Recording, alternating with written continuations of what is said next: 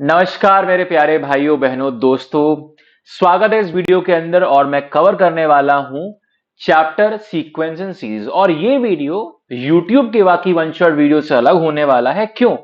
क्योंकि बाकी one shot video बने होते हैं रिवीजन पर्पज से, लेकिन ये वन शॉट वीडियो बना है उन सभी के लिए जो चैप्टर के अंदर गोता लगाना चाहते हो, यानी कि चैप्टर को डिटेल में समझना चाहते हो। अगर आप पहली बार भी अगर इस वीडियो को देख रहे हो, पहली बार इस चैप्टर से डील कर रहे हो, तो भी आपको एक चैप्टर एक नंबर समझ में आने वाला है। लेकिन जो video one shot revision purpose से बने होते हैं उसमें आपको ये समझ में नहीं आएगा। तो शुरुआत करते हैं बिना किसी डिले के साथ, विलंब के साथ। तो सीक्वेंस एंड सीरीज, हम काम की बातें करेंगे, इधर उधर की फालतू बकवास हमें नहीं करनी है। तो अपना टाइम बचाने के लिए इस वीडियो को जरूर देख सकते हो, आप चाहो तो 1.5x पर भी देख सकते हो। तो सबसे पहला कॉन्सेप्ट आता है, चैप्टर का नाम सीक्वेंस सीरीज है। सीक्वेंस क्या होता है इन शॉर्ट समझाऊंगा, बहुत ज्यादा डिटेल में नहीं जाएंगे हम लोग। सीक्वेंस होता है अगर आपकी टर्म्स में पैटर्न हो एक, यानी कि मान के चलते हैं, मैं एक सिंपल सा एग्जांपल देता हूं। 1 1 2 3 और बहुत फेमस सीक्वेंस ले रहा हूं मैं 5 8। अगर आपको इस सीक्वेंस का नाम पता है तो आप मुझे कमेंट बॉक्स में जरूर बताइए, मैं डिस्क्लोज नहीं करने वाला हूं अभी। 8 13 21 and 34 and so on so on. ये एक स्पेशल सीक्वेंस है। कैसे स्पेशल सीक्वेंस है ये? हर दो टर्म का, हर दो कॉन्जिक्यूटिव टर्म, कॉन्जिक्यूटिव का टर्म का मतलब है नेबर्स टर्म का समेशन आपको नेक्स्ट टर्म देता है। ये इसकी खासियत है। सीक्वेंस का मतलब क्या है कि आपके पास जो टर्म्स हैं, जो नंबर्स हैं, उनमें कोई ना कोई खास पैटर्न है। तो ये हुआ आपका 2 + 1 3, 2 + 3 5, 3 + 5 8, 5 + 8 13, 8 + 13 21, 21 + 13 34 एंड दिस। अब आप मुझे बताइए, अगर आपको समझ में आया तो इसका अगला टर्म क्या होगा? ये आपका पहला सवाल है इस वीडियो के लिए।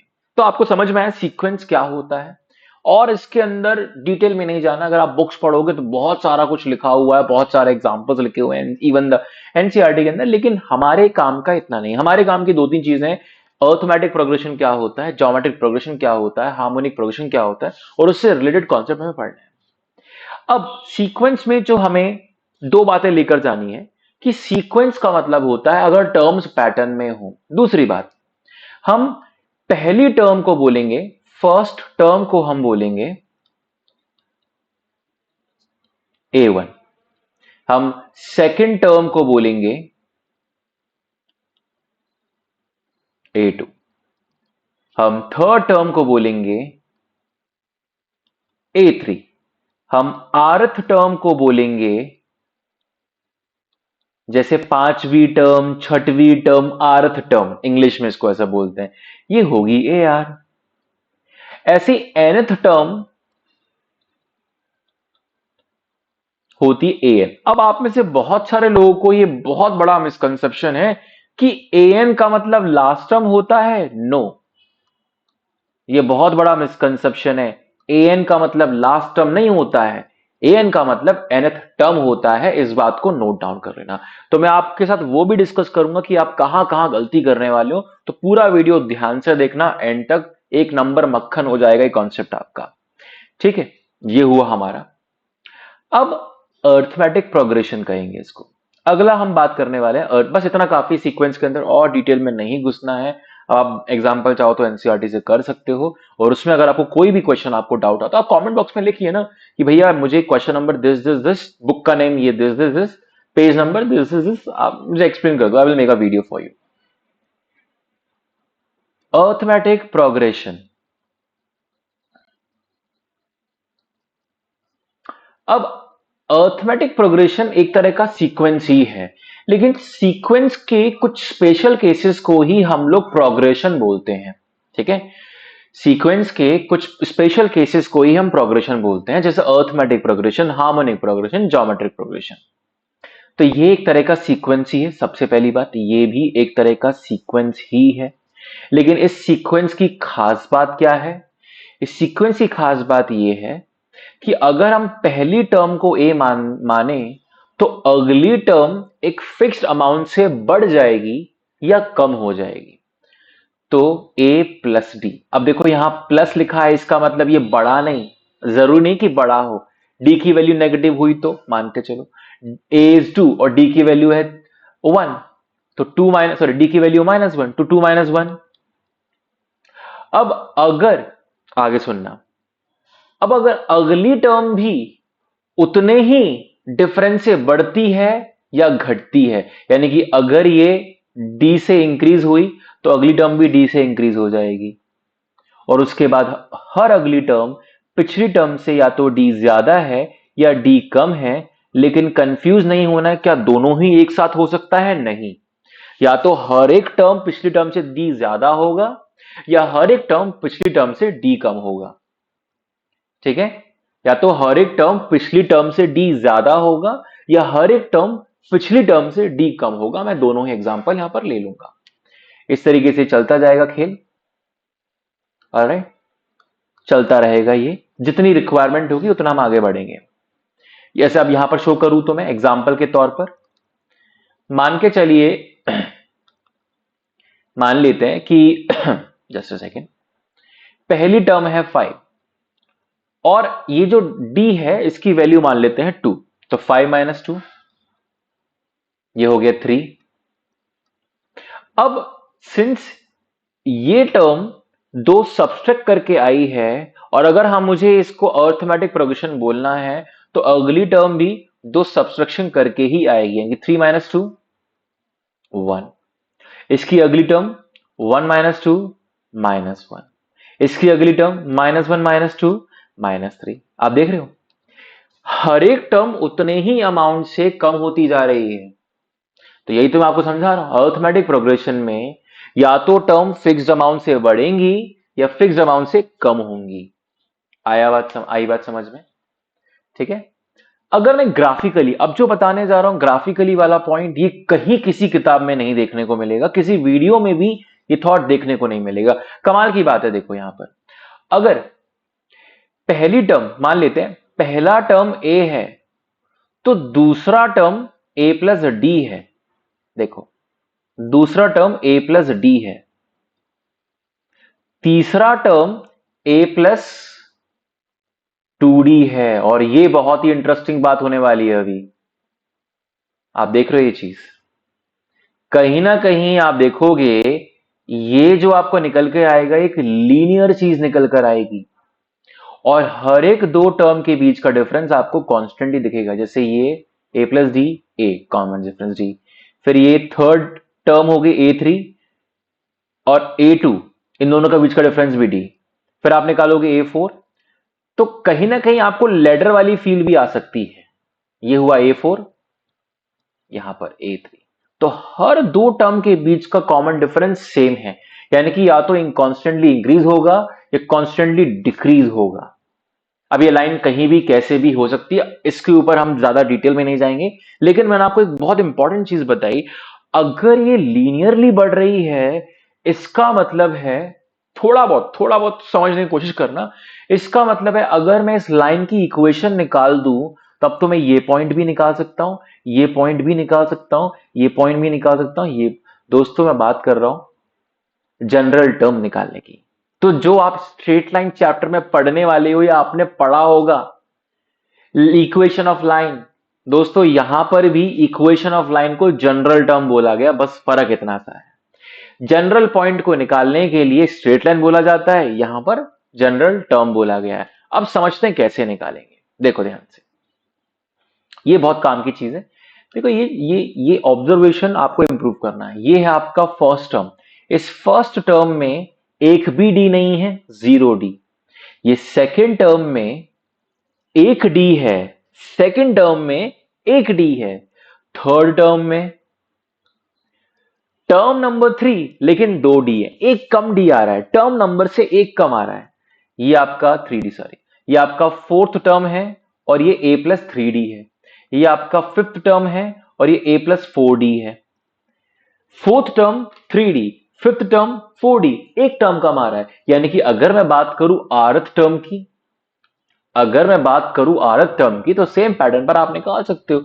rth टर्म क्या होगा, हर एक टर्म के अंदर तो a आ ही रहा है, लेकिन टर्म नंबर से एक कम d का मल्टीपल है।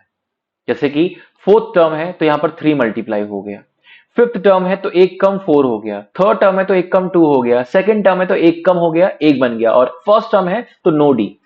सिमिलरली rth टर्म है तो r माइनस 1d।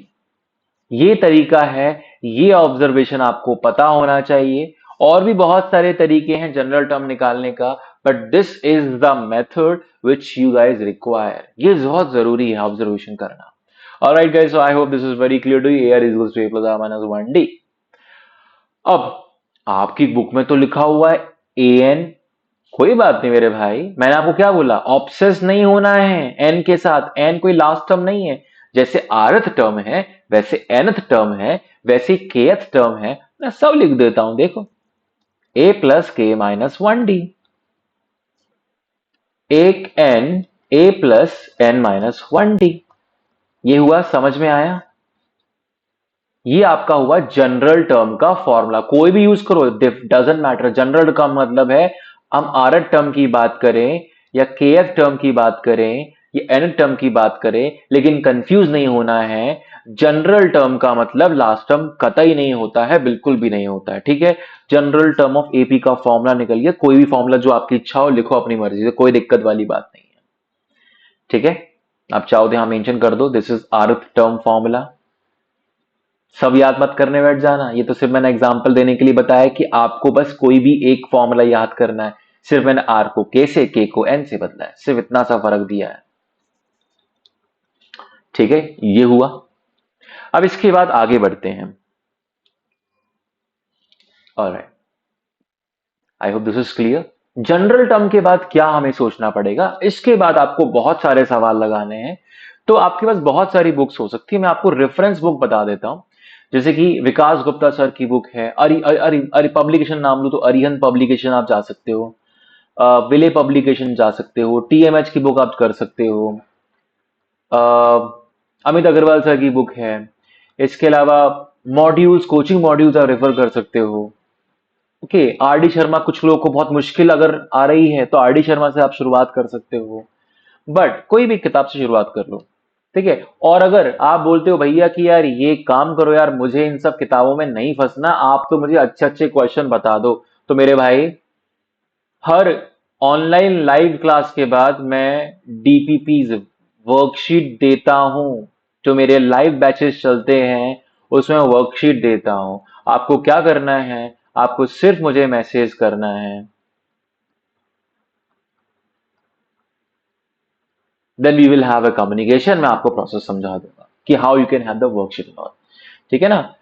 तो वर्कशीट मिल रही है ऑनलाइन लाइव क्लास वाले बच्चों के लिए, that's how you can access. आगे बढ़ते हैं। एक दो क्वेश्चन मैं आपको लेकर दिखा देता हूं ताकि आपको आइडिया लग जाए। एग्जाम्पल के तौर पर जैसे मान लेते हैं 7, 12, 17, 22 एंड सो ऑन। अब सवाल कौन कौन सी वैरायटी के बन सकते हैं ये भी मैं आपको समझाने की कोशिश करूं। पहला सवाल आपसे बन सकता है कि बताइए जनरल टर्म क्या है। तो मैं जनरल टर्म लिख दूंगा AR। देखो ये मेरा, मैं AR चूज करता हूं, आप AK चूज करो, कोई AN चूज करेगा, एग्जामिनर AT चूज करेगा, हाउ डज इट मैटर। चलो AT ले लेते हैं इस बार।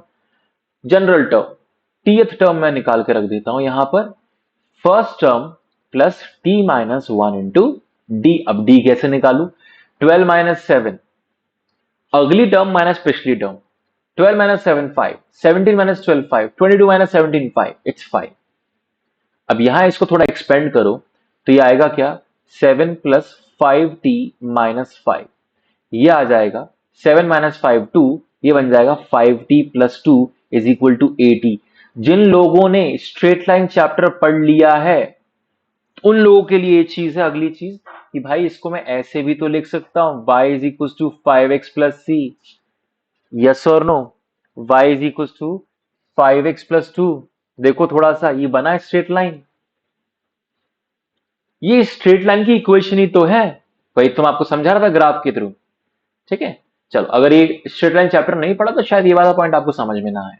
अब अगला चीज क्या पूछ सकता है एग्जामिनर, बताइए 100th टर्म क्या है। लो भाई अब तो मजाक है, 100 टर्म के लिए t इक्वल टू 100 पुट करूंगा, 5 इंटू 100 प्लस 2, ये बन जाएगा 502।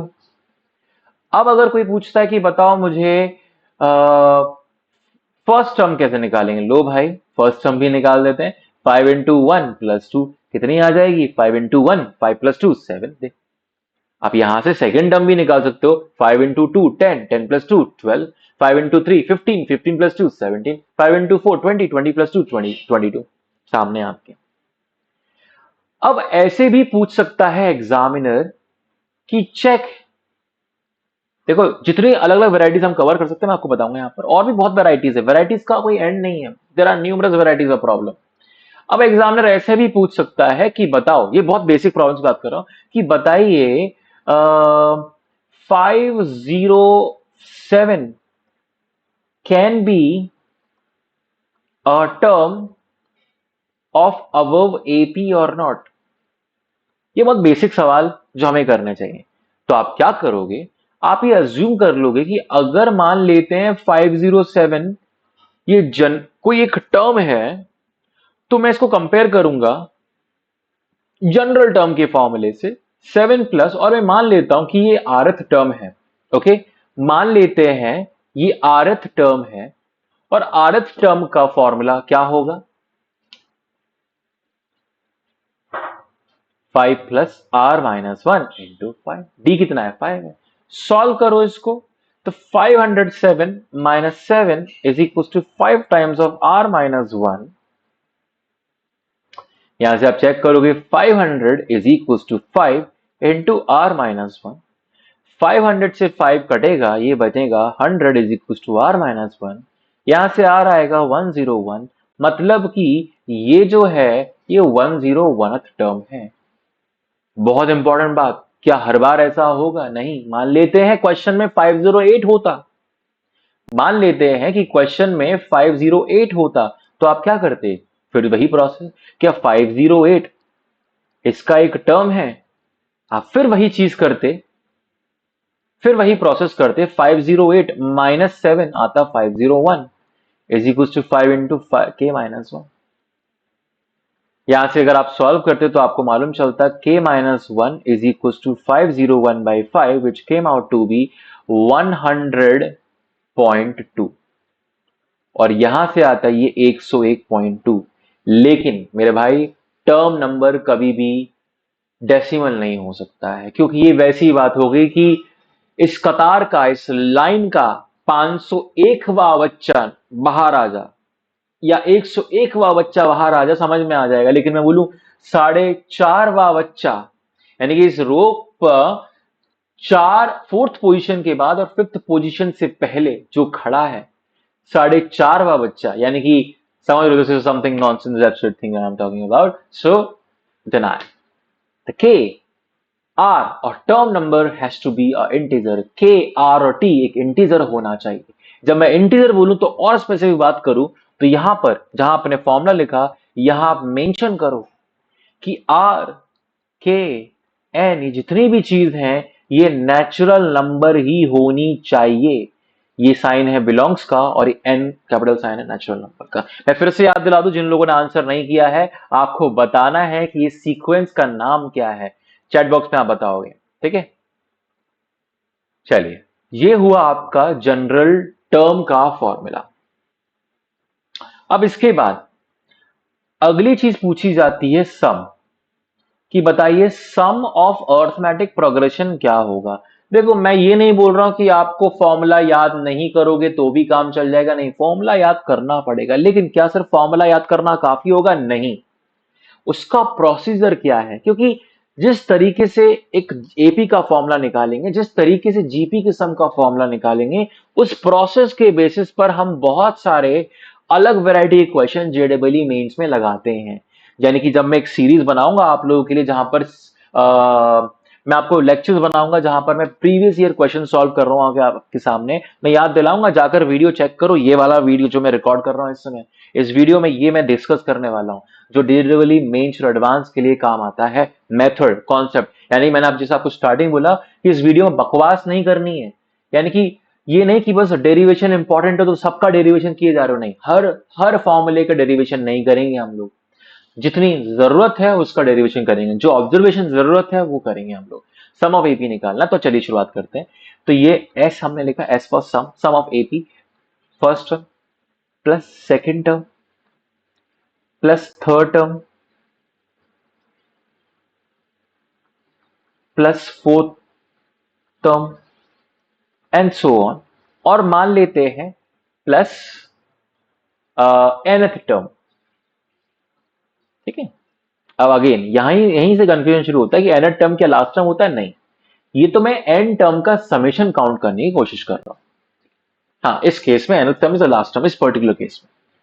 अब मैं क्या करने वाला हूं, मैं इस पूरे सीक्वेंस को उल्टा कर दूंगा, यानी कि मैं आपसे सिंपल सवाल पूछूं मेरे भाई कि आप मुझे बताओ 1+2+3 और 3+2+1, क्या दोनों का समेशन सेम होगा? यस। लेकिन एक और कमाल की बात हो जाएगी, 3+1 4, 2+1 2+2 4, 3+1 4। अगर टर्म को रिवर्स करते हो तो फर्स्ट टर्म और last term, second term second last term, third term third last term, equidistant term का समेशन बराबर आता है। चेक करते हैं, देखो ये मैंने यहां पर लिखा a plus n minus 1d। ठीक है, यहां लिखूंगा a plus n minus 2d, ये सेकेंड लास्ट टर्म है। आप चाहो तो चेक कर सकते हो, a plus n minus 3d plus a plus n minus 4d, और डॉट डॉट करते लिखूंगा तो लास्ट में आएगा अपना जो यहां फर्स्ट टर्म है वो लास्ट में चला जाएगा। अब एक काम करो, इन टर्म्स का समेशन लिखो, क्या होगा ये आएगा a plus a 2a plus n minus 1d। ये क्या है चेक करो, वीडियो रोककर चेक कर लो, 2a plus n minus 1d। ये क्या है 2a plus n minus 1d। ये क्या है 2a plus n minus 1d। ये क्या है 2a plus n minus 1d। कितनी बार है? जितनी टर्म्स है उतनी बार है। तो मेरे भाई ये मल्टीप्लाई कर दिया। अरे यार मैं एक सिंपल सी बात पूछता हूं, 2 को मैंने 4 बार ऐड करूंगा तो क्या लिख सकता हूं? 2 × 4। 5 को 3 बार ऐड करूंगा तो लिख सकता हूं ना 5 × 3। तो multiplication is kind of form of addition. Similarly मैंने इसको कितनी बार किया, जितनी टर्म्स है उतनी बार हुआ ये, तो एन हो गया। और बराबर किसके आया? S plus S 2s, S plus S 2s, और यहां से बन जाएगा आपका मेरे दोस्त, यहां से बन जाएगा s is equal to n by 2 multiply 2a plus n minus 1d। ये हुआ तैयार, ये बहुत इंपॉर्टेंट फॉर्मूला है। और यहां से थोड़ा सा ध्यान से देखोगे तो ये एक्चुअली आया कैसे, इसको थोड़ा देखो। First term plus last term का एडिशन ही तो है ये। तो आप इसको ऐसे भी लिख सकते हो, this is equal to n by 2 into first term plus last term, जहां पर लास्ट टर्म हम देखो, यहीं से कंफ्यूजन शुरू होता है कि भैया आपने तो बोला था एन का मतलब लास्ट टर्म नहीं होता है। लेकिन इस पर्टिकुलर केस में हम लोगों ने ऐसा मान लिया है, यानी कि ऑब्सेशन नहीं रखना है, अपने आंख कान दिमाग सब कुछ खोल के हमें चेक करना है कि एन एग्जैक्टली क्या है। कई बार एन का कोई मतलब नहीं होता है, कई बार एन का मतलब कहीं समवेयर मिडिल टर्म होती है, और एन का मतलब बहुत बार आपको लास्ट टर्म देखने को मिलेगा। तो ये एल क्या है? लास्ट टर्म, जिसका आंसर होगा a plus n minus 1d। आई बात समझ में? अब इस पे बहुत सारे डिफरेंट वैरायटी ऑफ क्वेश्चन बन सकते हैं, लेकिन मैं एक स्पेशल वैरायटी कवर करना चाहता हूं इस वीडियो में, जो आपके लिए बहुत कारगर होगा, और ये टेक्निक भी है, आप याद भी कर सकते हो। तो किस तरह का सवाल पूछता है, और ये मेंस में भी पूछा गया है पहले। सवाल क्या पूछा है इन लोगों ने कि अगर 2 एपी है और 2 एपी का सम, 2 एपी की एन टर्म्स का सम, यानी कि 2 एपी की एन टर्म का सम, तो एपी नंबर 1 इसकी एन टर्म का सम, एपी नंबर 2 इसकी एन टर्म का सम। अगर इन दोनों एपी के एन टर्म का समेशन, एग्जांपल लेता हूं, मान लेते हैं ये है 7n plus 3 divide by 5n plus 2, ऐसा कुछ देंगे आपको रेशियो। तो बताइए कि इन्हीं एपीज की 18th टर्म का रेशियो क्या होगा। कुछ ऐसा सवाल आपको देखने को मिलेगा ये ऐसा सवाल मेंस में भी आया है, ऐसा सवाल सीबीएसई ने उठाकर वहां अपने में डाल दिया है। अब मैंने एग्जाम्पल नहीं लिए यहां पर कि चलो इसी को आप ले सकते हो कि बताओ भाई यही एपी है, इसी के अंदर बताओ मुझे पहली 100 टर्म का समेशन क्या होगा। तो आप क्या करोगे, S100 is equal to 100/2 n/2 into, अब आपको first term plus last term नहीं पता है ना, कोई बात नहीं, लेकिन आप ये तो कर सकते हो 2 × a 2 × 7 प्लस n-1, कितनी टर्म्स हैं 100, 100 - 1, डी कितना है 5, लगाओ इसको सॉल्व करो आ जाएगा आंसर। तो ये बेसिक प्रॉब्लम हम डिस्कस नहीं करेंगे इस वीडियो में, कुछ स्पेशल केसेस जो मुझे लगेगा वो करेंगे, और बाकी आप वर्कशीट्स के थ्रू भी कर सकते हो। ठीक है, यूट्यूब के थ्रू हमें कॉन्सेप्ट सीखने ज्यादा से ज्यादा। अभी ये सवाल मेरे सामने आ गया, अब कैसे किया जाए। आप चाहो तो वीडियो रोककर इस सवाल को क्रैक कर सकते हो, लेकिन अगर आप समझना चाहते हो तो वीडियो को चलते रहने दो, मजा आता जा रहा तो मेरे दोस्त मेरे भाई वीडियो को लाइक कर देना, चैनल को सब्सक्राइब नहीं किया तो कर देना, बाकी तुम्हारी इच्छा है। हाँ, दोबारा अगर आने की इच्छा हो और नोटिफिकेशन चाहते हो, वैसे हर संडे को मैं इसी टाइम रफली दोपहर के टाइम या शाम के टाइम में एक वीडियो लेक्चर जरूर रिकॉर्ड करूंगा, और आपकी रिक्वेस्ट जो भी रहेगी तो मैंने आपको व्हाट्सएप नंबर दे दिया 8078676186, किसी और को मैसेज मत कर देना, इसलिए मैं यहाँ पर लिख देता हूँ, you can connect to me. ठीक है, अब यहां बात करते हैं, ये निकालना है मुझे, तो मैं क्या करने वाला हूं, पहले तो एन टर्म्स यानी कि पहली एपी का मान लेते हैं कि फर्स्ट टर्म है ए n-1 d1, और दूसरी एपी का फर्स्ट टर्म है बी, और इसका कॉमन डिफरेंस मान लेते हैं d2, और ये कितना दिया है 7n+3/5n+2। अब यहां पर क्या करना, ओ जैसे तो मैंने जनरल टर्म लिख दिया, मुझे क्या करना था, सम का फॉर्मूला लिखना था, क्योंकि ये क्या है रेशियो, सम का ही तो रेशियो है, और यहां पर था, लेकिन मैं थोड़ा सा भावुक हो गया इसके अंदर, मैंने डायरेक्टली स्टेप ले लिया था, हालांकि हम पहुंचेंगे आसपास उधर ही। ये फॉर्मूला है, ये पहली एपी के एन टर्म्स का फॉर्मूला, ये दूसरी एपी के एन टर्म का फॉर्मूला, n/2 कटा, n/2 कटा तो क्या बनेगा 2a plus n-1 into d1 divide by 2b plus n-1 into d2, yes और नो। अब डिवाइड बाय 2 कर दो ऊपर नीचे, ऐसा कर सकता हूं मैं। अब आपको नहीं आता है तो मुझे बताइए, मैं सेपरेट वीडियो बना दूंगा, वहां पर एक्सप्लेन कर दूंगा कि ऐसा क्यों हो सकता है। मैं बात कर रहा हूं कि ऊपर नीचे 2 से डिवाइड करूंगा तो ये बनेगा a प्लस n-1/2, ये बनेगा a plus n-1/2 b plus n-1/2 d2, which is given equal to a 7n+3 divide by 5n+2। Okay, अब यही तो पूरा खेल था सवाल का। हालांकि क्या एग्जाम में मैं इतने लंबे अप्रोच से जाऊंगा, नहीं मेरे भाई, इतने लंबे अप्रोच नहीं लगनी है, मैं आपको शॉर्टकट बताऊंगा। अब पूछा क्या है 18th टर्म, यानी कि 18th टर्म का रेशियो आप लिखोगे कैसे, a plus 18 - 1 7d1 upon a b plus 18 - 1 17d2, ये तो चाहिए मुझे रेशियो के नाम पर। तो इसका मतलब अगर ये 17 हो जाए, अब ये 17 कब होगा, तो बस यही तो दिमाग लगाना है, n-2, अगर ये 17 हो जाए तो ये n कितना हो जाएगा 2 × 17 + 1 which is equal to 35।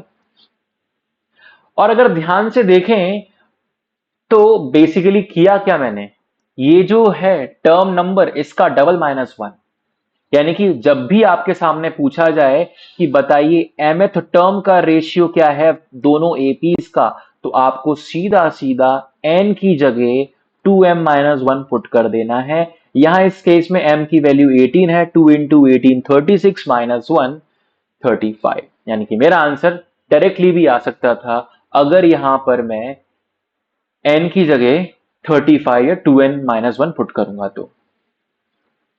Okay, तो ये हो जाएगा a plus 17d1 upon b plus 17d2, और ये बन जाएगा 7 × 35 + 3 डिवाइड बाय 5 × 35 + 2। ऑलराइट, यहां से आप आंसर निकाल दोगे, ये हो जाएगा 210, 225, 228। डिवाइड बाय 500, ठीक, ये आपका बन जाएगा 510, सॉरी 175, 177, डन, सिंपल, ये आपका आंसर आ गया 228/177। आप इसको चाहो तो और, आई डोंट थिंक ये इसके बाद और कटेगा, नहीं नहीं कटेगा इसमें। This is we have done for arithmetic progression का जनरल टर्म, अर्थमेटिक प्रोग्रेशन का समेशन, और अगला पॉइंट हम निकालने वाले हैं अर्थमेटिक प्रोग्रेशन में अर्थमेटिक मीन की बात करेंगे। और अब हम क्या करने वाले हैं, हमारे पास दो नंबर हैं ए और बी, और इन दो नंबरों के बीच में मैं एन टर्म्स इंसर्ट करने वाला हूं, और इस इंसर्शन के वजह से ये पूरा का पूरा पैटर्न ऑफ द नंबर बन जाएगा अर्थमेटिक प्रोग्रेशन। अगर ऐसा होता है तो इसी को हम बोलेंगे insertion of n arithmetic means. अगर मैं एन नंबर इंसर्ट करूं दो नंबर ए और बी के बीच में, और इंसर्शन कुछ इस तरह से हो कि पूरा पैटर्न अर्थमेटिक प्रोग्रेशन बन जाए, तो ए नंबर आपके कहलाएंगे अर्थमेटिक मीन्स। आई होप समझ में आया। फिर से समझा देता हूं एक और बार। दो नंबर हैं ए और बी, इन दो नंबरों के बीच में, अभी दो नंबर कोई भी रैंडमली जो मर्जी आए वो लो, जैसे मैंने एग्जांपल लेता हूं, क्वेश्चन ऐसे देखो, insert 5 AIIMS between 3 and 17, okay, 3 and 17, इन दो नंबरों के बीच में 5 अर्थमेटिक मीन्स इंसर्ट करने हैं।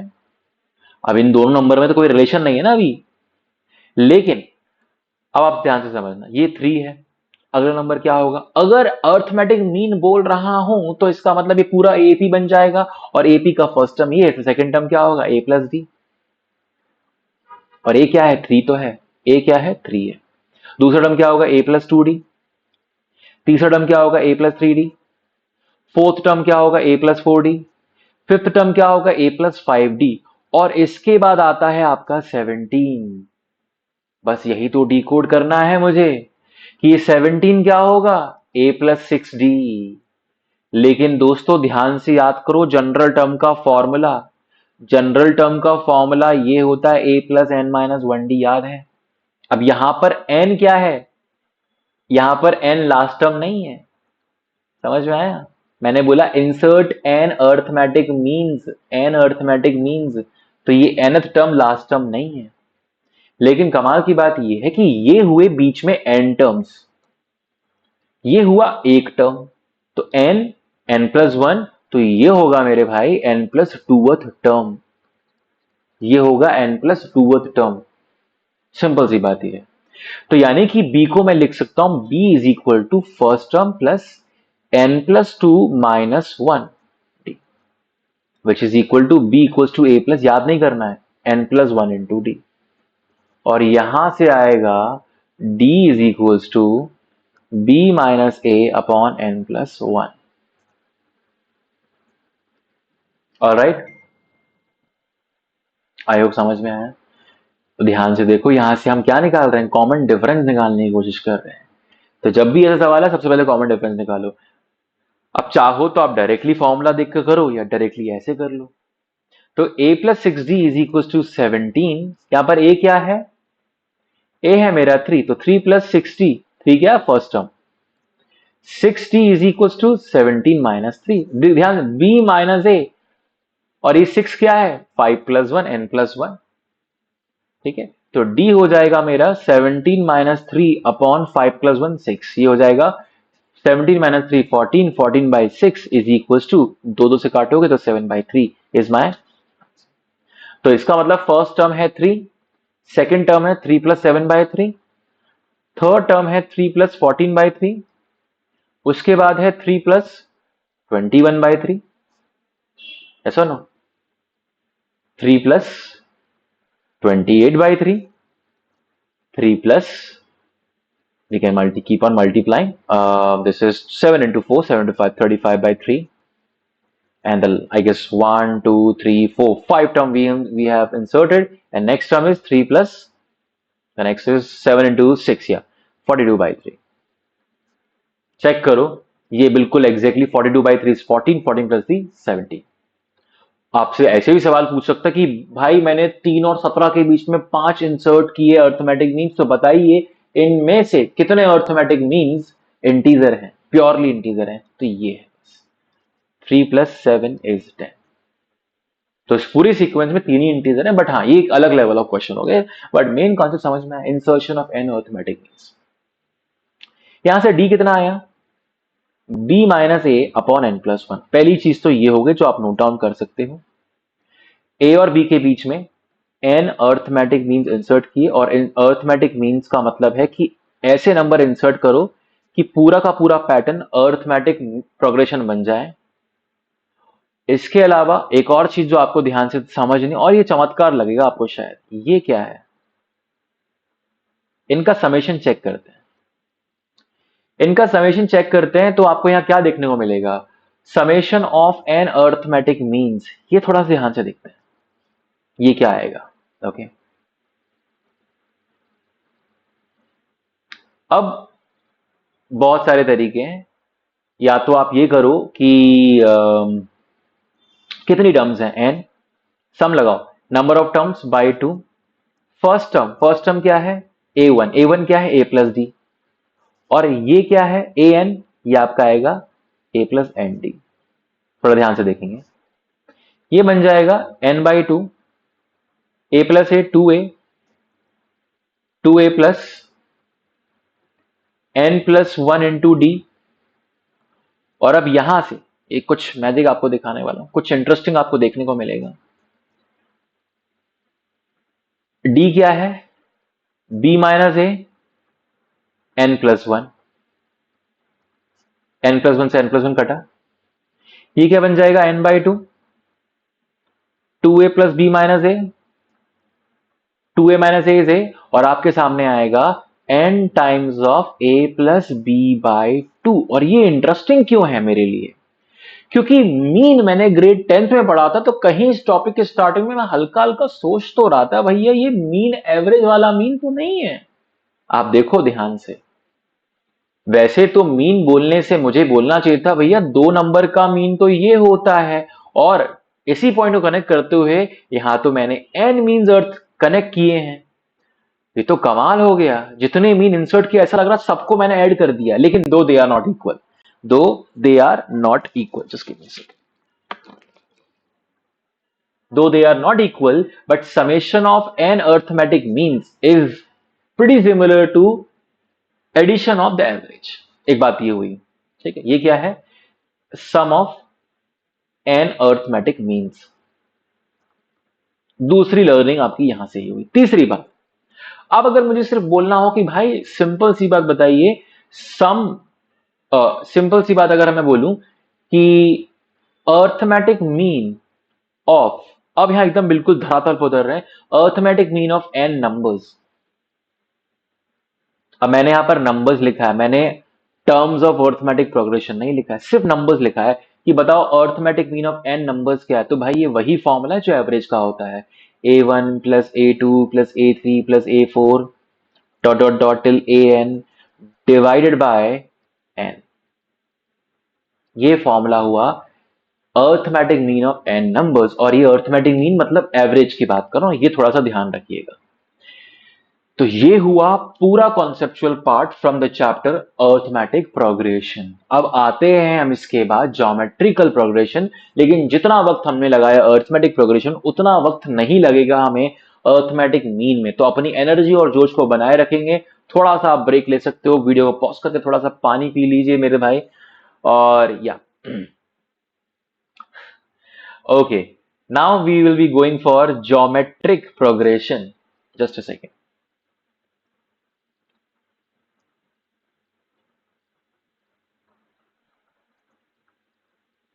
ज्योमेट्रिक प्रोग्रेशन क्या होता है, ज्योमेट्रिक प्रोग्रेशन का मतलब हुआ कि जैसे अर्थमेटिक प्रोग्रेशन हर एक टर्म पिछली टर्म से या तो कॉन्स्टेंटली बढ़ रही थी एडिशन फॉर्म में, लेकिन यहां पर मल्टीप्लाई होती जा रही है, यानी कि फर्स्ट टर्म अगर ए है तो अगली टर्म पिछली टर्म की आर टाइम्स है।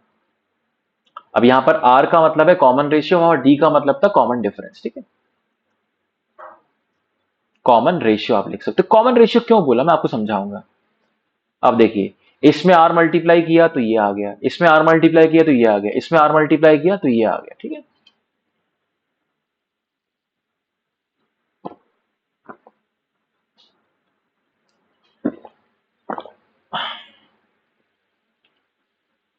All right, just a second. A R power 4 and dot dot dot dot dot. अब यहां पर आपको एक बात समझनी है कि हो क्या रहा है। आर से मल्टीप्लाई कर रहा हूं, फिर आर से मल्टीप्लाई कर रहा हूं, फिर आर से मल्टीप्लाई कर रहा हूं, आर से मल्टीप्लाई कर रहा हूं। हर टर्म को पाने के लिए पिछली टर्म में आर से मल्टीप्लाई किया। यही स्पेशल वैरायटी ऑफ सीक्वेंस है जिसको हम बोलते हैं ज्योमेट्रिक प्रोग्रेशन। सॉरी, ठीक है। अब यहां पर वही ऑब्जर्वेशन करते हैं जनरल टर्म का। ये जनरल टर्म क्या है यहां पर। इसको हमने बोला A. First term no R, second term 1 R, third term 2 R, fourth term 3 R, fifth term 4 R, six term 5 R, seventh term 6 R, 6 R on the power. Similarly अगर मैं बात करूं मेरे भाई, अगर मैं बात करूं nth टर्म की, तो ये क्या होगा, a into are to the power n-1। ये हुआ जनरल टर्म के फॉर्मूले का डेरिवेशन, सिंपल ऑब्जर्वेशन के बेसिस पर। और भी तरीके, लेकिन हमें ऑब्जर्वेशन स्किल सीखनी है, ठीक है। तो आप रेफर करना चाहते हो कॉन्सेप्ट को सीखने के लिए और अच्छे से, तो you can have NCERT next to you. थोड़े थोड़े क्वेश्चन लगाते जाओ, लेकिन इस वीडियो को एक बार देखो, एनसीईआरटी लगाओ। जो क्वेश्चन नहीं लगे फिर से इस वीडियो को देखो, फिर एनसीईआरटी लगाओ, आपको पूरा सब कुछ समझ में आ जाएगा। इसके अलावा रेफरेंस बुक मैंने आपको बता दिया, अरिहंत पब्लिकेशन भी आप कर सकते हो। There are many other publication, Oswaal publication, Jaiswal publication, there are TMH books, there are many other books. I guess मैंने विकास गुप्ता सर की बुक्स भी बोली, अमित अग्रवाल सर की बुक भी बोली है, एसके गोयल बुक भी बोली है। देयर आर मैंने एक दो नाम भी और बताया आपको। इसके अलावा जो मेन चीज मैं आपको बोल रहा हूँ कि अगर आप चाहते हो कि यार मुझे इन सब बुक्स में नहीं फंसना है, you can go for worksheets which I am providing to my online live students for the maths batch, जहां पर हम सिर्फ कॉन्सेप्ट डिस्कस नहीं कर रहे हैं, जहां पर हम हर एक कॉन्सेप्ट पर बहुत सारे क्वेश्चन लगा रहे हैं, फिर उस पर डाउट क्लियर कर रहे हैं, फिर बहुत सारे क्वेश्चन लगा रहे हैं, फिर डाउट क्लियर कर रहे हैं, और क्वेश्चन का लेवल रेस करके एडवांस तक जा रहे हैं। फिर क्लास के बाद वर्कशीट्स लगा रहे हैं, उसके बाद वर्कशीट का डिस्कशन भी हो रहा है, डाउट आ रहे हैं तो उसका डिस्कशन भी हो रहा है, फिर टेस्ट भी हो रहा है, फिर मोरल डाउन होगा, मोरल अप होगा तो उसका मेंटरिंग भी मैं आपको दूंगा। तो it's a complete package in the live classes, ठीक है। अब आते हैं सम ऑफ द टर्म्स पर, sum of N terms of GP. GP की एन टर्म्स के बारे में बात करते हैं, ठीक।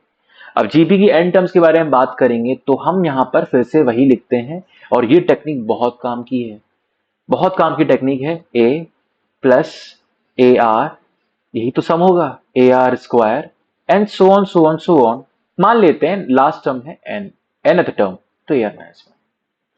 अब यहां पर वो मत कर देना कि सर इसमें भी घुमाकर फिर से लिख दूं, ना भाई, इसमें वो नहीं करना। वहां कॉमन डिफरेंस था, हर एक टर्म कैसे पा रहे थे आप, उसमें कुछ बढ़ती हुई, यानी कुछ ना कुछ ऐड करके आपको मिल रहा था, यहां मल्टीप्लाई करके मिल रहा था। तो यहां पर वही करेंगे हम लोग, यहां पर हम टर्म्स में आर मल्टीप्लाई करेंगे। और ये बहुत इंपॉर्टेंट, मैं फिर से फोकस कर रहा हूं, बहुत इंपॉर्टेंट ये टेक्निक है। और मल्टीप्लाई करने के बाद, ये सिर्फ इतना काफी नहीं है, मल्टीप्लाई करने के बाद धक्का दे दो टर्म्स को, एक एक कदम। तो A into R, A R, A are into R, A are square, A are square into R, A are cube, okay. A are into are power n-1 is A R power n, ये है। Plus इसमें जब are से multiply करोगे तो आएगा A R, sorry, इससे पिछली वाली टर्म क्या थी, ए आर पावर n-2। इसमें आर से मल्टीप्लाई करोगे तो ये आएगा, और इसमें आर से मल्टीप्लाई करोगे तो ये आएगा, बस ये हुआ। मैंने क्या किया, सारी टर्म्स में आर से मल्टीप्लाई कर दिया और एक एक खिसका कर मैंने वो टर्म्स लिख दी।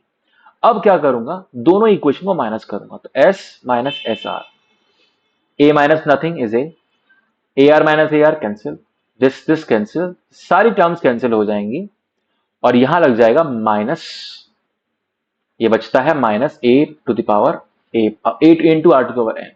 यहां एस कॉमन लिया, 1 minus R is equal to A common लिया तो 1 minus R power N. Simple. थोड़ा वीडियो को पॉज करो, रिवाइंड करो, समझ में आएगा।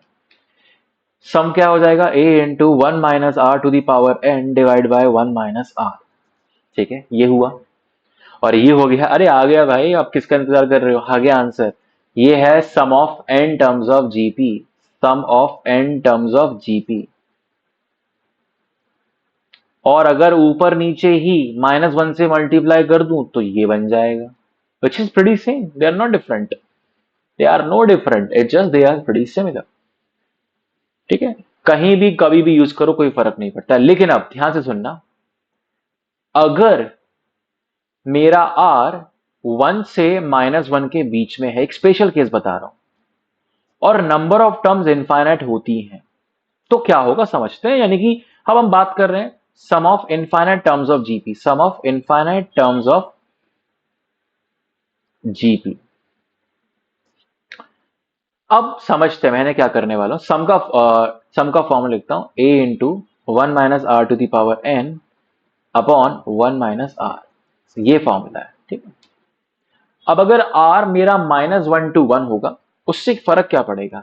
अब एक बात समझो, 1 से बड़ा एक नंबर है, 1 point something to the power infinity, वो टेंड करेगा इंफिनिटी की तरफ। ये बात आप ध्यान से समझिएगा। ठीक है, अगर मैं इसको सिंप्लीफाई करूं तो, अगर इससे बड़े नंबर पर पावर लगाया इनफाइनाइट तो इनफाइनाइट बन जाएगा, -1 से छोटे नंबर पर इनफाइनाइट लगाया तो या तो माइनस इनफाइनाइट बन जाएगा या इनफाइनाइट बन जाएगा, डिपेंड अपॉन कि ऊपर वाली वैल्यू कितनी बड़ी है और वो इवन है ऑड है, सिंपली। लेकिन अगर कोई इस इंटरवल में किसी के ऊपर भी आपने इनफाइनाइट लगाया तो बन जाता है 0।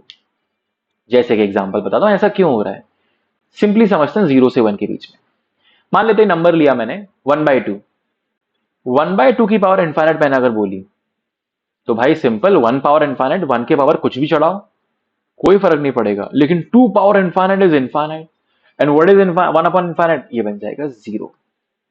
यही मैं आपको बोलना चाह रहा हूं कि इस बीच में किसी के ऊपर पावर इनफाइनाइट लगाओगे तो बन जाएगा 0।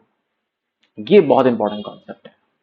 तो इफ, इसलिए मैंने आपको बोला if r belongs to -1 to 1 and n tends to infinity, तो ये वाला पोर्शन तो 0 हो गया, 1 माइनस 0 इज 1, और आपका आंसर आता है sum of infinite terms of GP is a upon 1 minus R if r belongs to -1। फिर बोल रहा हूं r बिलोंग्स टू -1 to 1, और फिर से समझा रहा हूं कि अगर r 1 से बड़ा हुआ तो 1 से बड़े सारे नंबर्स के लिए आंसर होता है इनफाइनाइट, 1 से छोटे सारे नंबर्स के लिए आंसर इनफाइनाइट या माइनस इनफाइनाइट कुछ भी हो सकता है। और इस केस में मैं बता ही नहीं पाऊंगा कि सम मेरा इनफाइनाइट है माइनस इनफाइनाइट। क्योंकि इनफाइनाइट क्या है, it's not a number, it's a condition कि नंबर बढ़ता ही चला जा रहा है।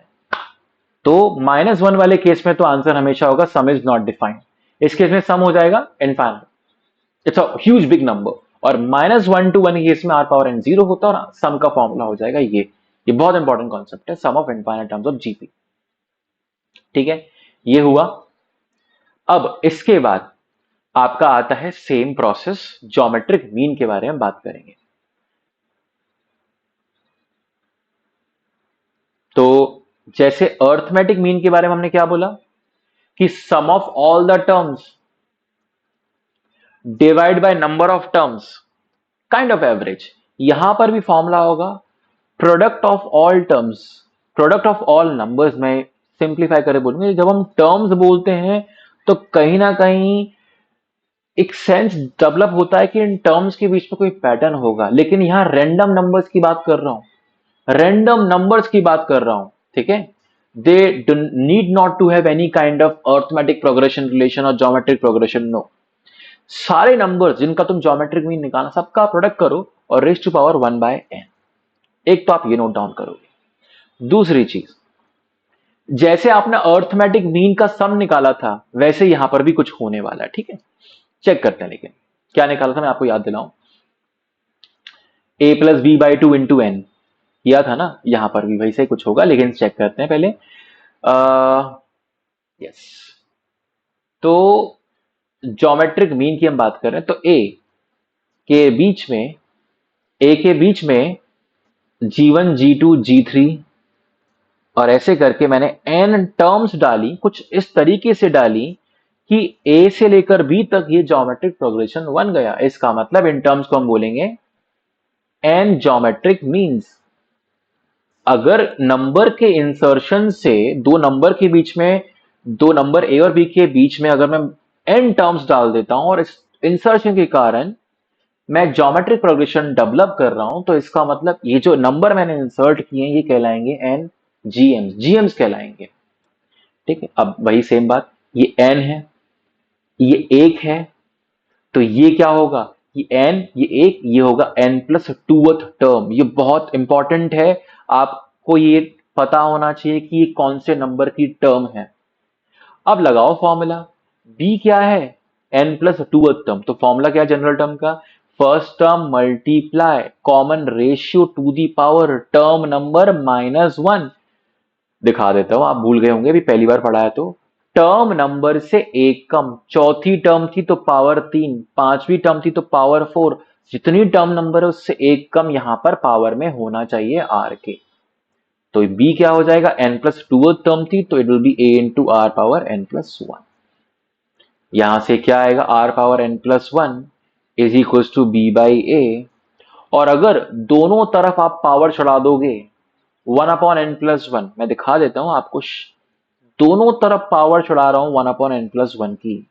ऐसा कर सकते हैं जैसे आप दोनों तरफ मल्टीप्लाई कर सकते हो, दोनों तरफ ऐड कर सकते हो, दोनों तरफ डिवाइड सब्सट्रैक्ट कर सकते हो, वैसे ही दोनों तरफ आप पावर भी रेज कर सकते हो, सेम।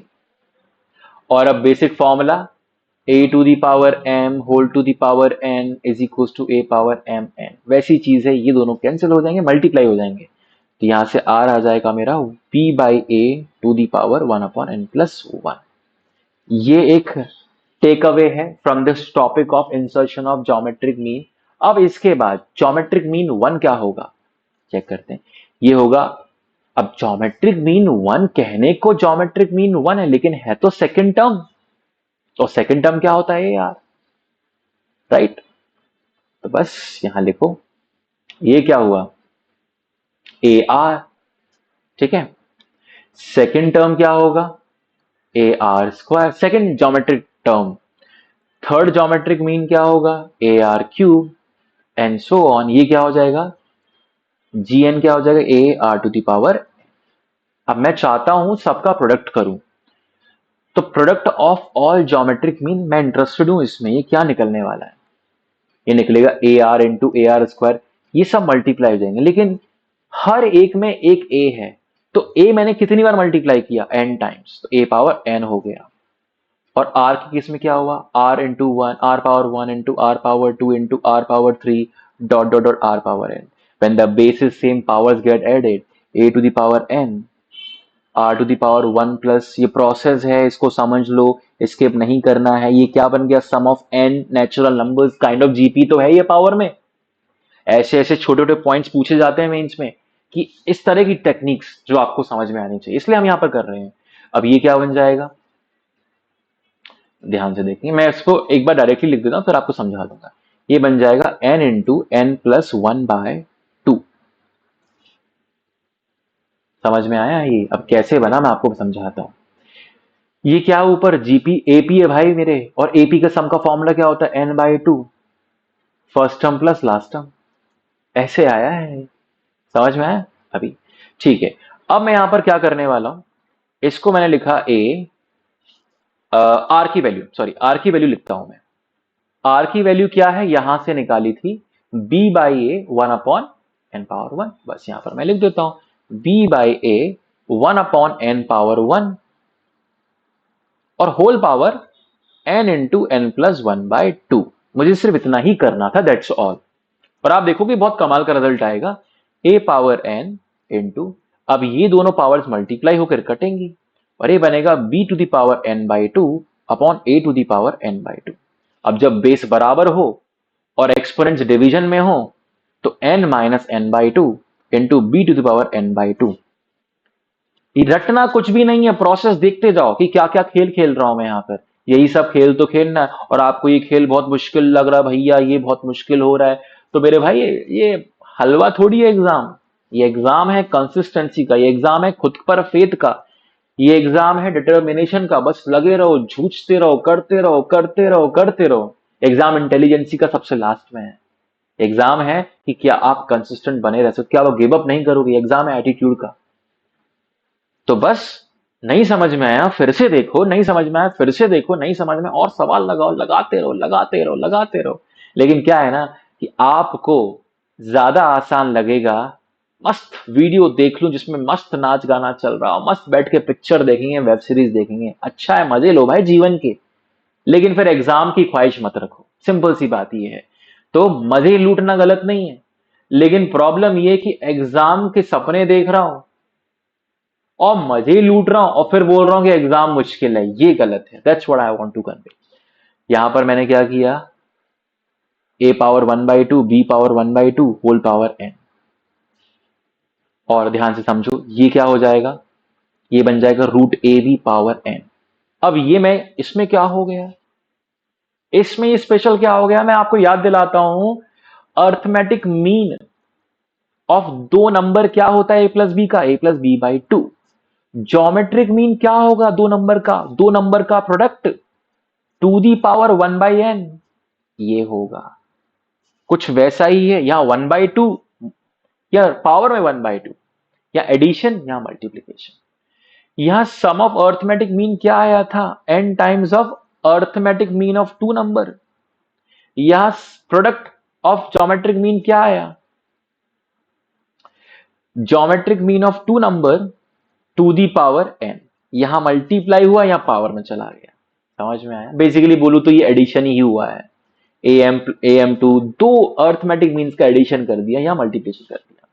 ये इंपॉर्टेंट है। और अब इसके बाद हम लोग वीडियो के एंड में पहुंच रहे हैं, and I really want to clap for you guys that you have by determination, आप पूरी शिद्दत से अभी तक टिके हुए हो, बैठे हुए हो, और मैं जानता हूं कि अभी आप जोश से भर गए हो। किताबें जितनी लगा, देखो देर इज, अभी देखो टॉपर ही खास बताऊं, टॉपर ये नहीं बोलता भैया किताब बता दो, टॉपर बोलता भैया बताते जाओ और मैं करता जाता हूं। आप बोलते जाओ कौन सी किताब करनी है, और आप नहीं बताओगे कोई दिक्कत नहीं, ये कोचिंग हो वो कोचिंग हो, सारी कोचिंग का मटेरियल कर लूंगा मैं। मेरे पास बहुत टाइम है, मैं करता रहूंगा, मैं प्रैक्टिस करने वाला ऐसा होता है। और नहीं करने वाला भैया यार क्या करूं, शॉर्टकट बता दो। शॉर्टकट वाले का एग्जाम क्लियर कभी नहीं होगा, ये मैं लिखित में दे सकता हूं आपको, शॉर्टकट वाले का एग्जाम क्लियर नहीं होता है। ठीक है, ये हुई बात। अब यहां से वीडियो के एंड में पहुंचते हैं कि आखिर एएम और जीएम में कुछ तो रिलेशन है, कुछ तो मैच मैच हो रहा है यार। चलो अब दिखाता हूं आपको, और रिलेशन ये है, AM is more than equal to GM. अच्छा एचएम नहीं पढ़ाया, एचएम में ज्यादा घुसना नहीं है, एचएम का मैं शॉर्टकट सिंपल समझा दूंगा। एचएम क्या होता है पर पहले इसको देखते हैं। AM is more than equal to GM, ठीक है। एएम मतलब a+b/2, जीएम मतलब ये हो गया, ये तो दो नंबर का हुआ, तीन नंबर पर भी लगा दो, चार नंबर पर भी लगा दो, लेकिन कंडीशन क्या है कि all numbers has to be positive, all numbers have to be positive. और ये कारण क्या है इसका, ये रूट साइन है।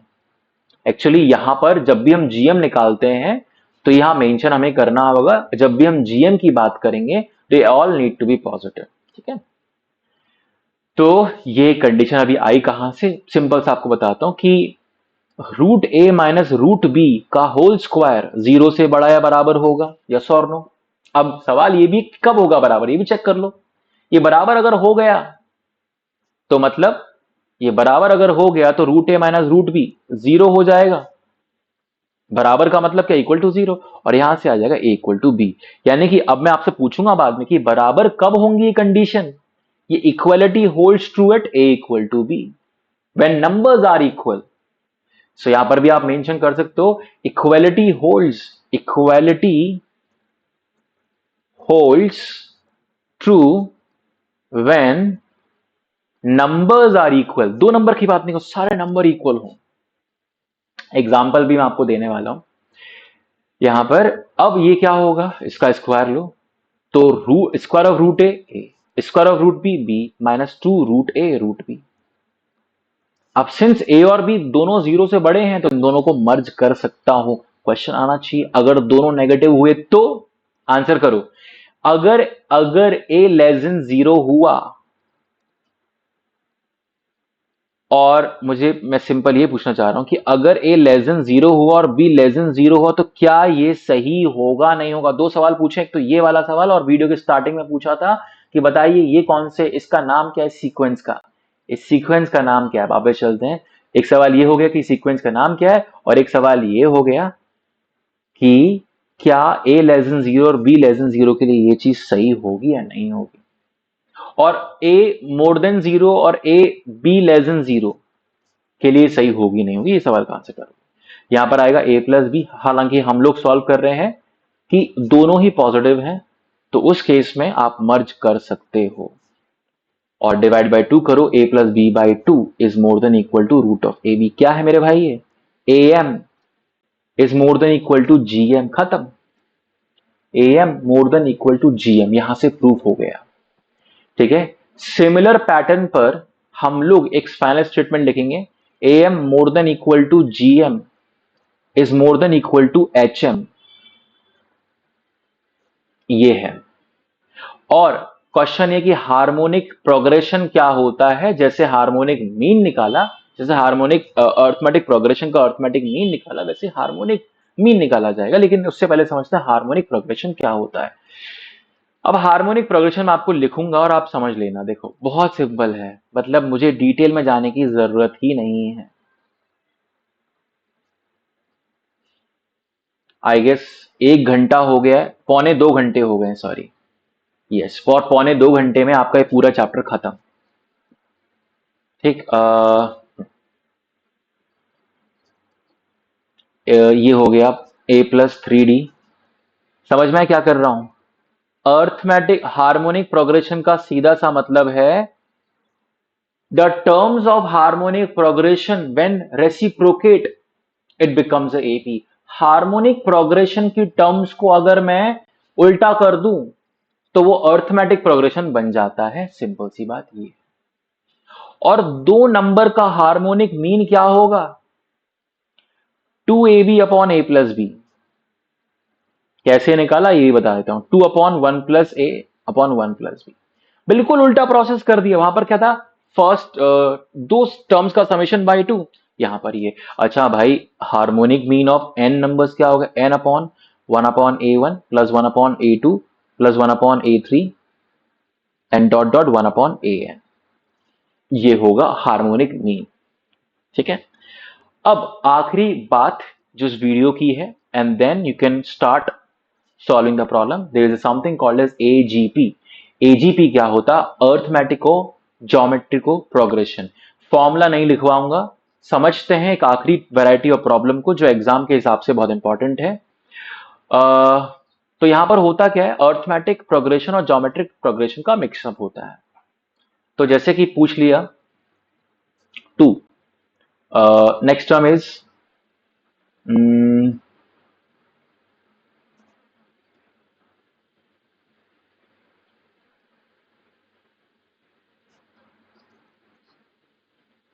अब आप देखो ध्यान से, कुछ ये है, अब आपको समझ में आएगा। देखो देख रहे हो आप, 2 3 4 5 6, ये क्या है 2 3, हर एक टर्म एक एक टर्म से बढ़ती जा रही है। अर्थमेटिक प्रोग्रेशन क्या होता है, इंक्रीजिंग बाय कांस्टेंट अमाउंट। ये क्या है 5 power 0, 5 power 1, 5 power 2, 5 power 3, 5 power 1 so on. ये क्या है आपका, दिस इज योर, एक सेकेंड रुकिए, सॉरी, 2.25 घंटे नहीं हुए मेरे भाई, 1 घंटे का ही लेक्चर है। आई वॉज थिंकिंग कि 2 घंटा निकल भी गया। 1 घंटा, ये तो बहुत कमाल की बात है कि 1 1/4 घंटा में हमने एक बहुत बड़ा चैप्टर खत्म किया। 2 क्वेश्चन मेंस के अंदर आएंगे, भर भर के सवाल लगाओ आप इस वीडियो के बाद। ठीक है, 6 × 5 पावर 1 सो ऑन। आप देख रहे हो यहां पर एक तरफ अर्थमेटिक प्रोग्रेशन चल रही है और एक तरफ ज्योमेट्रिक प्रोग्रेशन चल रही है। सवाल पूछा जा सकता है कि बताओ इसका सम क्या है। मैं इसके सम को एस मान लेता हूं और बीच में साइन लगाता हूं। ये आपने क्या करना है, इस ज्योमेट्रिक प्रोग्रेशन का जो कॉमन रेशियो है उससे मल्टीप्लाई कर दो हर एक टर्म को। याद आया कुछ? जीपी में सम निकाला था। और टर्म्स को खिसका दो। तो 2 into 5 power 0 into 5 is 2 into 5 power 1। 3 into 5 power 1 into 5, 3 into 5 square. 4 into 5 power 2 is 4 into 5 power cube, and so on. This will become 5 into 5 power 4 and so on. ठीक है? अब दोनों को सब्सट्रैक्ट कर दो। 5 माइनस 5s, ये बन जाएगा माइनस 4s। ये बन जाएगा 2 इंटू 5 पावर 0 इज 2। अब ध्यान से देखना यहां पर 3 इंटू 5, 2 इंटू 5 दोनों को सब्सट्रैक्ट करोगे तो आएगा 5 power 1। 4 into 5 square minus 3 into 5 square बन जाएगा 5 square, 5 cube, and so on so on so on. ये हुआ। और अगर आपको बताऊं यहां पर एक टीएन था, वो टीएन यहां पर लास्ट में बचेगा एज इट इज। तो इस तरीके से आप टीएन भी निकाल सकते हो। या जनरली यहां पर इनफाइनाइट टर्म्स के बारे में पूछा जाएगा। जनरली हम लोग इनफाइनाइट टर्म्स की बात करें तो देखो आप यहां से एज, अगर ये इनफाइनाइट टर्म्स का समेशन हो तब तो बहुत आसान चीज हो जाएगी। सीधा सीधा आप लिख सकते हो -4s इज इक्वल टू 2। हालांकि ऐसे इनफाइनाइट वाले सवाल में हमारी कंडीशन क्या थी कि आपका कॉमन रेशियो r की वैल्यू -1 से 1 के बीच में होनी चाहिए। हालांकि ये नहीं है, तो ये इनफाइनाइट का हम नहीं लिखेंगे क्वेश्चन फिलहाल के लिए। लेकिन आपको बात समझ में आई? कॉमन रेशियो से मल्टीप्लाई करो और टर्म को खिसका दो और दोनों सम को माइनस कर दो। इस तरीके से एजीपी की प्रॉब्लम सिंप्लीफाई हो जाएगी आपके सामने। कुछ टर्म्स अलग हो जाएंगी और कुछ टर्म्स प्रॉपर जीपी बन जाएंगे। That's the whole thing. I hope चीज समझ में आई। और that's how we will end the video. Just write down few basic formulas जो मैंने आपको वीडियो स्टार्टिंग बोला। Sum of n natural numbers, first n natural numbers आपका हो जाएगा ये।